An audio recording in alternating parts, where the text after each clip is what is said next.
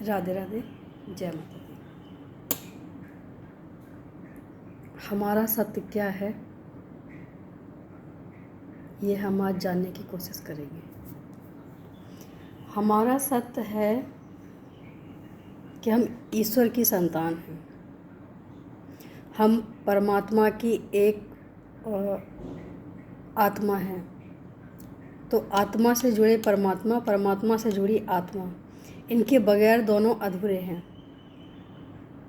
भगवान तो अधूरा नहीं हो सकता है, आत्मा ही अधूरी है बिना परमात्मा के। तो कई बार हमने देखा होगा कि जब हम मिट्टी के ढेले को उठाते हैं और जब हम ऊपर उछालते हैं तो वो नीचे क्यों आता है, कभी जानने की कोशिश की?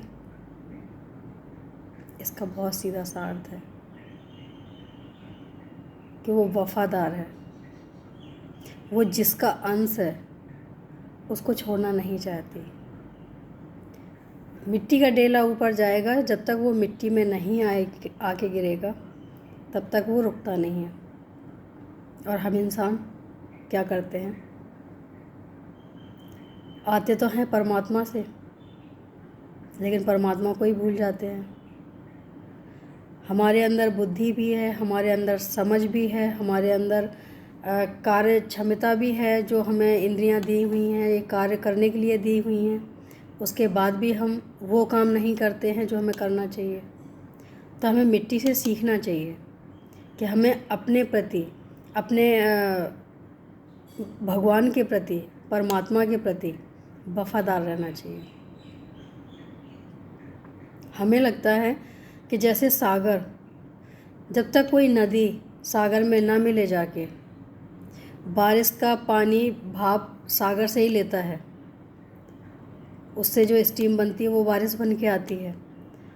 लेकिन जब तक वो बारिश का पानी रुक रुक के कितने भी दिनों बाद पहुँचे, वो जब तक सागर में नहीं मिलता है तब तक वो चलना नहीं छोड़ता है। और एक हम इंसान जो सिर्फ़ और सिर्फ अपने लिए जीते हैं, भूल जाते हैं कि हमें किसके पास जाना है, तो हमें उनके साथ सामने कैसे जाना चाहिए। इंसान अगर इतनी सी बात याद रखे तो जीवन में कभी भी गलत कदम ना उठाए।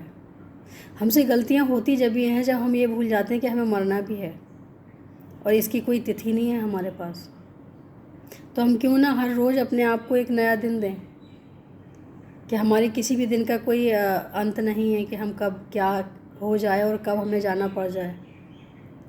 तो हम कुछ ऐसा ही हर रोज़ क्यों ना करें जो कि हमें पछतावा ना हो। इसी के लिए एक कहानी लेके आए हैं जिससे ये समझ आती है कि हमें अपने आप को कभी भी ख़त्म नहीं करना चाहिए और कोशिश भी नहीं करनी चाहिए। क्योंकि जब तक हमें जो चीज़ जिस कार्य के लिए मिली है वो कार्य पूरा नहीं होता है तो वो कार्य करने की कोशिश करें, उसको ख़त्म करने की कोशिश ना करें। एक बंदा बैठा होता है खाना खाने के लिए, जहाँ पत्तलों पे खाना खिलाया जाता है।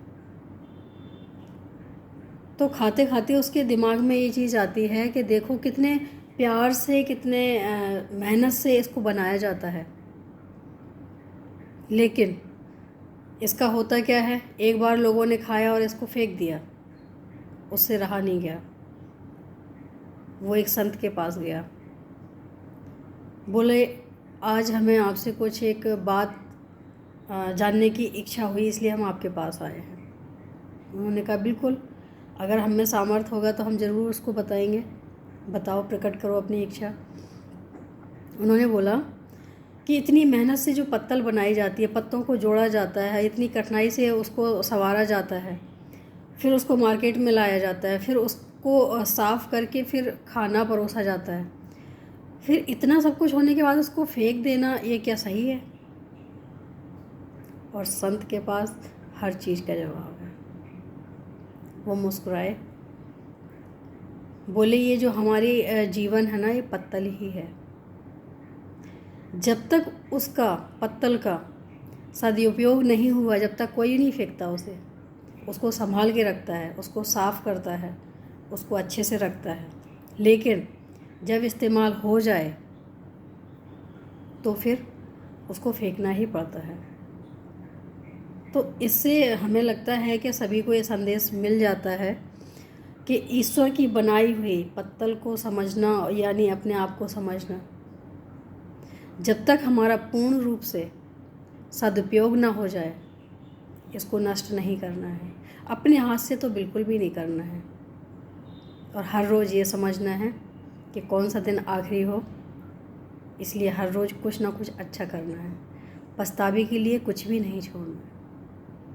जीवन जब तक है कुछ ना कुछ अच्छा करते रहें, किसी को दुख ना दें, सबसे जिससे भी मिलें प्यार से मिलें, जितना कर सकते हैं लोगों के लिए करें, या जो भी हमसे अच्छा बन पड़ता है वो करें, और भगवान को ना भूलें। ये हम कई बार बोल चुके हैं कि भगवान को ना भूलें। आप पूजा नहीं कर पाते हैं, समय नहीं मिलता है, कोई बात नहीं, लेकिन स्मरण करने के लिए उसके लिए कोई समय की ज़रूरत नहीं है। स्मरण तो आप भजनों द्वारा कर सकते हो, उनकी लीलाओं को याद करने के द्वारा कर सकते हो। कई ऐसे तरीके हैं जो हम याद कर सकते हैं। हमारे साथ जो अच्छा घटित हुआ है उनके द्वारा हम याद कर सकते हैं, क्योंकि ये जो सब देने वाले हैं कोई और नहीं है, परमात्मा ही है। तो अगर हम इन सब चीज़ों को याद रखें और उनको याद करते रहें तो आने वाली बलाएं हमसे टल जाती हैं। जो भगवान को याद रखते हैं भगवान उनको याद रखते हैं। जो भगवान के लिए कार्य करते हैं भगवान उन पे पूरी दृष्टि रखते हैं, बुरा नहीं होने देते हैं, अनहित नहीं होने देते हैं। लोग कितना भी कोशिश करें लेकिन वो हमेशा बच ही जाते हैं। मुझे आशा है कि इस कहानी से बहुत कुछ सीखा होगा, बहुत अच्छी लगी होगी, क्योंकि मुझे पसंद आई, इसलिए आप सबसे शेयर करने की मन में बात आई तो मैंने किया आपके साथ शेयर। और ऐसी ही कहानियाँ हम बहुत इधर उधर से सुन के और पढ़ के जो हम आप तक लाने की कोशिश करते हैं। आज के लिए इतना ही, कल फिर और कुछ देखेंगे।